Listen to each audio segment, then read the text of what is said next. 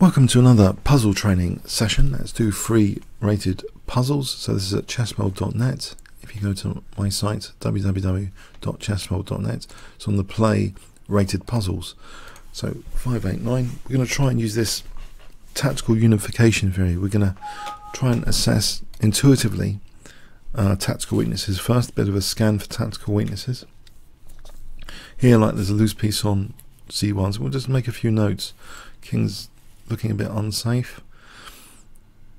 Okay, and now we'll start looking at forcing moves. Rook f1, rook e2, queen h6.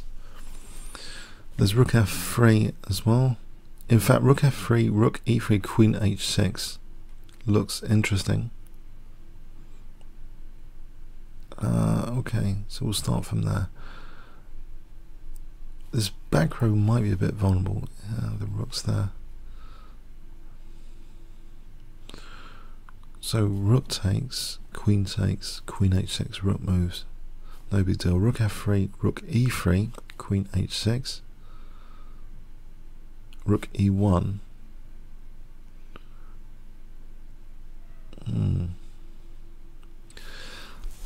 Oh, this is going to be hard, isn't it? So we could go back to looking at tactical weaknesses just as a loop, kind of what tactical vulnerabilities are there again, apart from the loose rook on c1. There's rook f1, hold on a sec, we trebled, we got rook f1 here. On king h2, we can just sack the queen. It'll be mate. King g2. No, I think rook f1's, you might have to take. King h2.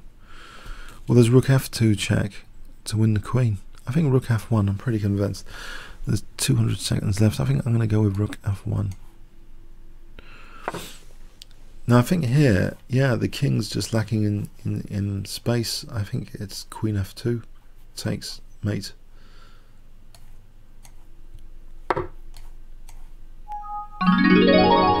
Yep, so what was that in that final trebling? Kolbus against Shashkin. Okay, so rook f1.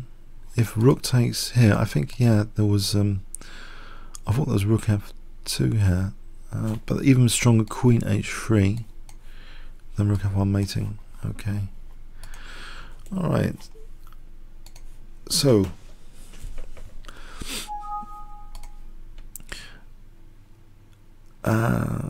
maybe we can also sometimes see the master game. Actually, there's a master game reference on some of them. So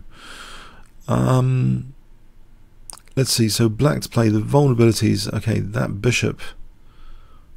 Well, actually, why can't that just be taken? We'll just be equal in material, right? The forcing moves are sort of showing to me some weaknesses as well. Just discovering some weaknesses while looking at the forcing moves, like even the ridiculous ones. But yeah, the intuitive assessment here. There's only two rooks. There's a bit of a back row potential weakness. Knight f1 hits the queen. Rook takes.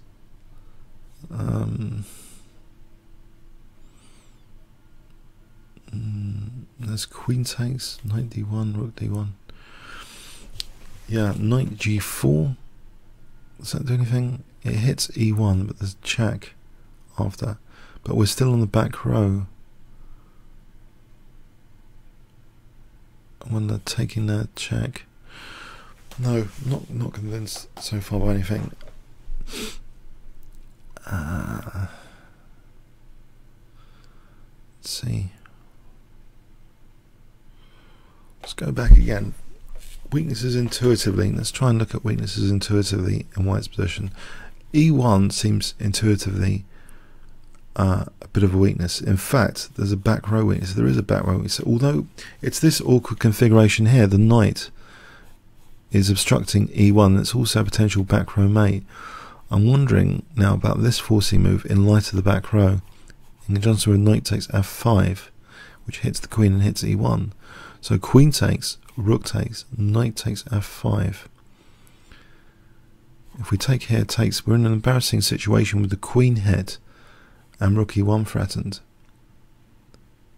I think that's it, actually. I think that will be the idea. Yep. Okay, that was in Rosensalis against Adams. So queen takes e1. So if rook takes the knight takes f5, we're hitting the queen and e1. It's awkward back row. Even though the back row seems to be, you know, covered by the two rooks, you know, here threatens the mate and the queen. Okay, cool. Yeah, I think sometimes we have to switch between forcing moves and looking again at weaknesses in principle. Now here again, I'm not sure there's such a back row issue, but this idea of knight f7 in conjunction with this, I think that's it. Yeah, it looks like the forcing move queen e5 here is set up for this vulnerability of the fork there. So queen e5 takes, check. The king's got no escape there. Takes. We end up a knight up on queen e5. But is that the strongest? We're hitting the queen. There's no rook c2. So takes. I mean, there's knight takes f7 immediately. Then taking out. I think we'll just material up after that. If anything stronger, queen e5 looks very nice. And the f6 we're just taking. It's still that mating that. So let's take with the queen. Knight takes. Yeah. I think queen takes e5. I think sometimes the forcing moves reveal tactical weaknesses. So you know, sometimes you can intuitively say a loose piece, but there's no clear loose piece here. But it just seems that the forcing moves imply, but like knight takes f7, that there's a fork here opportunity. So I think queen takes e5. Let's look at this again. Say f6 there. We just take the queen off. Check. We got time. Takes check. Check. We're just the knight up. I think queen takes. Yep. So that was in Timin against Magomedov. We can actually, okay, so we have this position where the king is kind of mated, so it's forcing that. Knight takes. Yeah, knight takes. We're just the knight up. I think we can even go and see. Oh, I have to fix that link. Pardon me. Okay. Yeah. Okay. Something to sort out that. Anyway, so hope you enjoyed this little session. Comments or questions on YouTube, and try out these puzzles on the Play Rated Puzzles page of chessworld.net. Thanks very much.